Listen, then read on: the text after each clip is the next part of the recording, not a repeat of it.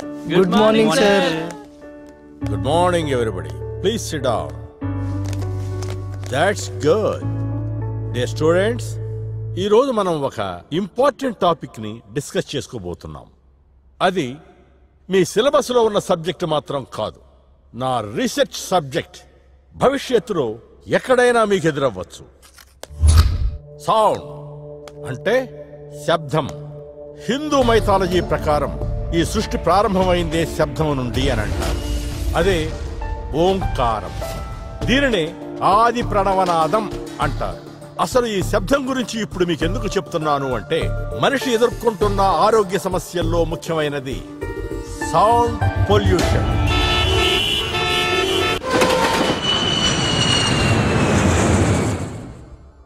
Sir, yes అదేంటి sir, మన చుట్టూ ఎన్ని ప్రాబ్లమ్స్ ఉండగా మీరు సౌండ్ పొల్యూషన్ ని ఎందుకు ఎంఫసైజ్ చేస్తున్నారు? Good question. ఫుడ్ పొల్యూట్ అయితే తినడం మానేయొచ్చు, వాటర్ పొల్యూట్ అయితే తాగడం మానేయొచ్చు, ఎయిర్ పొల్యూట్ అయితే of course nowadays we have oxygen chambers for rent. At least we can use air purifiers. But what about sound pollution?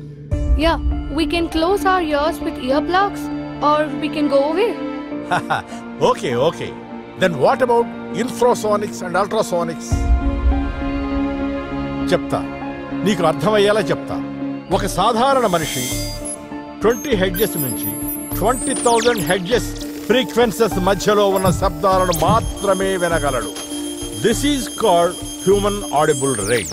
ఈ 20 hedges కంటే తక్కువ frequency ఉన్న సౌండ్స్ ని ఇన్ఫ్రాసానిక్స్ అంటారు. అలాగే 20,000 హెడ్జెస్ కంటే ఎక్కువ ఫ్రీక్వెన్సీ ఉన్న సౌండ్స్ ని అల్ట్రాసానిక్స్ అంటారు. నిజానికి ఇన్ఫ్రాసానిక్స్ మనకు వినబడవు, కేవలం జంతువులకు మాత్రమే వినబడతాయి. మీకు గుర్తుందా, లాస్ట్ టైం సునామీ వచ్చినప్పుడు చనిపోయిన జంతువులు చాలా తక్కువ. దానికి కారణం భూకంపం వల్ల వచ్చే సునామీని ఇన్ఫ్రాసానిక్స్ ద్వారా ముందుగా జంతువులు పసిగట్టడమే. అలాగే ఈ అల్ట్రాసానిక్స్ ను కూడా మనం వినలేము. కొన్ని స్పెషలైజ్డ్ ఎక్విప్మెంట్ ద్వారానే గుర్తించగలం. ఫర్ ఎగ్జాంపుల్, గబ్బిలాలకు కళ్ళుండవు. అవి అల్ట్రాసానిక్స్ ను ప్రొడ్యూస్ చేసి రిఫ్లెక్ట్ అయి వచ్చిన ఫ్రీక్వెన్సీని అనలైజ్ చేయడం ద్వారా ఎదురుగా ఉన్న హర్డిల్స్ ను తప్పించుకుని అవి ప్రయాణించగలుగుతాయి.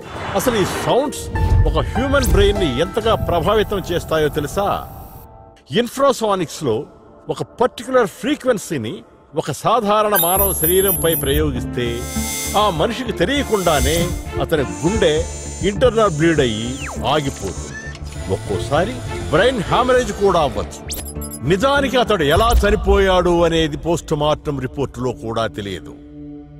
Okay, let's come to the point. As we're doctors, we need to diagnose the disease perfectly before we start the treatment. ఇన్నాళ్ళు మనం ఫిజికల్ అండ్ కెమికల్ టెస్టులు మాత్రమే చేసి ఒక రోగి తాలూకు సమస్యకి ట్రీట్మెంట్ ఇవ్వడానికి ట్రై చేశాం. బట్ ఈ రెండింటితో పాటు ఆ వ్యక్తి తాలూకు లైఫ్ స్టైల్, అతడు సౌండ్ పొల్యూషన్ కి ఎఫెక్ట్ అయ్యే అవకాశం ఏమైనా ఉందా లేదా అనేది గుర్తించడం కూడా మునుముందు చాలా అవసరం. ఎందుకంటే ఒక్కోసారి మన చుట్టుప్రక్కల మనకి తెలియకుండా వినబడే సౌండ్స్ మనల్ని అన్కాన్షియస్ స్టేజ్ లో నుంచి కాన్షియస్ స్టేజ్ కి చాలా తొందరగా తీసుకురావడానికి ట్రై చేస్తాయి. అలా జరిగేటప్పుడు మనిషి ఒక రకమైన భయానికి లేదా గగుర్పాటుకి గురవుతాడు. సరిగ్గా అలాంటి సందర్భంలోనే హార్ట్ అటాక్ రావడం, బీపీ పడిపోవడం లాంటి పరిణామాలు చోటు చేసుకుంటాయి.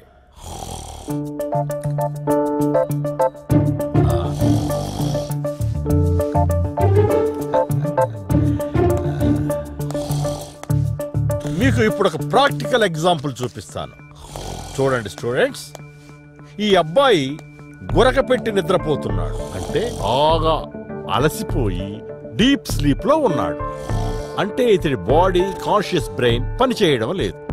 బట్ ఇతడి సబ్ కాన్షియస్ బ్రెయిన్ అంటే ఇతడి సుప్త చేతనాత్మక మనసు మాత్రం పనిచేస్తూనే ఉంటుంది. ఫర్ ఎగ్జాంపుల్, నిన్న రాత్రి ఏం చేశావు?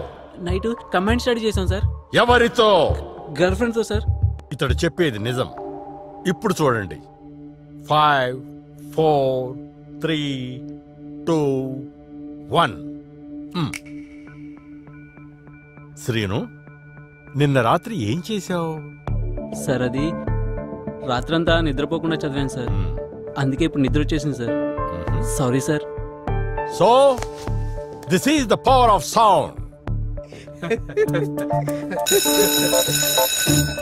Okay, students, we will meet in next class, okay?